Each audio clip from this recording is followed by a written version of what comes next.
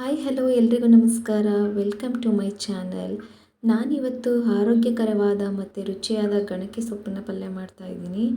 ಈ ಪಲ್ಯ ಮಾಡೋದಕ್ಕೆ ಮೊದಲಿಗೆ ಗಣಕೆ ಸೊಪ್ಪನ್ನು ಚೆನ್ನಾಗಿ ತೊಳೆದಿಟ್ಕೊಂಡು ಇದನ್ನು ಈ ಥರ ಕಟ್ ಮಾಡಿ ಇಟ್ಕೊಂಡಿದ್ದೀನಿ. ನಂತರ ಇದಕ್ಕೆ ನಾನು 1/4 ಟೀ ಸ್ಪೂನ್ ಸಾಸಿವೆ ಮತ್ತು 1 ಟೇಬಲ್ ಸ್ಪೂನ್ ಖಾರದ ಪುಡಿ ಅಂದರೆ ಸಾಂಬಾರು ಪುಡಿ, ನೀವು ಏನು ಸಾಂಬಾರು ಯೂಸ್ ಮಾಡ್ತೀರಾ ಅದೇನೇ.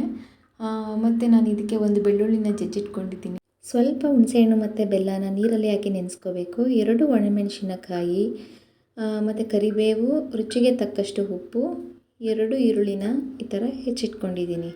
ನಂತರ ಇದಕ್ಕೆ ಮೊದಲಿಗೆ ಕಡಾಯಿನ ಕಾಯೋದಕ್ಕಿಟ್ಟು ಸ್ವಲ್ಪ ಎಣ್ಣೆಯನ್ನು ಹಾಕಿ ಎಣ್ಣೆ ಕಾದ ನಂತರ ನಾವಿಲ್ಲಿ ಹೆಚ್ಚಿಟ್ಕೊಂಡಿರುವಂತಹ ಗಣಕೆ ಸೊಪ್ಪನ್ನು ಹಾಕೋಬೇಕು.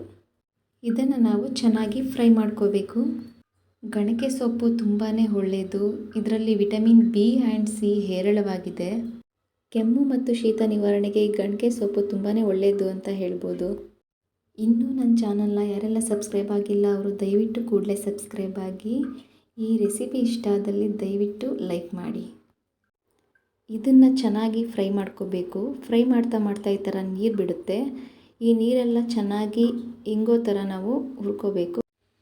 ಇದು ರೆಡಿಯಾಗಿದೆ. ಈ ಥರ ಹುರ್ಕೊಳ್ಳೋದ್ರಿಂದ ಪಲ್ಯ ಸ್ವಲ್ಪನೂ ಕಹಿ ಬರಲ್ಲ, ತುಂಬಾ ಟೇಸ್ಟಿಯಾಗಿ ಇರುತ್ತೆ. ಫೈನಲಿ ಇದು ರೆಡಿಯಾಗಿದೆ ನೋಡಿ. ಇದನ್ನು ಸಪ್ರೇಟ್ ಎತ್ತಿಟ್ಕೋಬೇಕು. ಮತ್ತು ಕಡಾಯಿನ ಕಾಯೋದಕ್ಕಿಟ್ಟಿಗೆ ಸ್ವಲ್ಪ ಎಣ್ಣೆ ಹಾಕ್ತಾಯಿದ್ದೀನಿ. ಎಣ್ಣೆ ಕಾದ್ಮೇಲೆ ಅದಕ್ಕೆ ನಾನು 1/4 ಟೀ ಸ್ಪೂನ್ ಸಾಸಿವೆನ ಆ್ಯಡ್ ಮಾಡ್ತಾಯಿದ್ದೀನಿ. ಸಾಸಿವೆ ಚಟಪಟ ಅಂತ ಸಿಡಿಬೇಕು.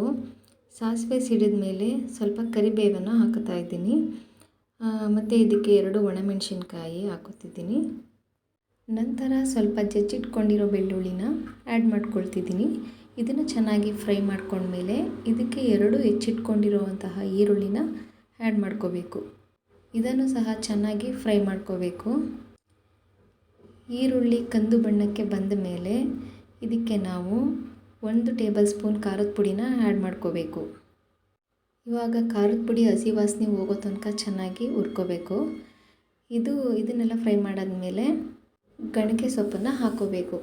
ಇದನ್ನು ಕೂಡ ಚೆನ್ನಾಗಿ ಹಾಕ್ಕೊಂಡು ಫ್ರೈ ಮಾಡ್ಕೋಬೇಕು.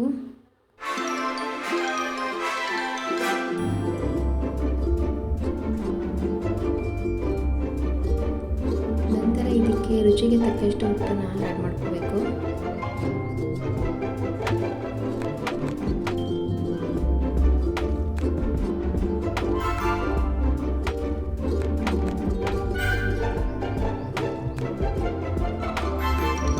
ಫೈನಲಿ ಇದಕ್ಕೆ ಸ್ವಲ್ಪ ಹುಣಸೆಹಣ್ಣು ಮತ್ತು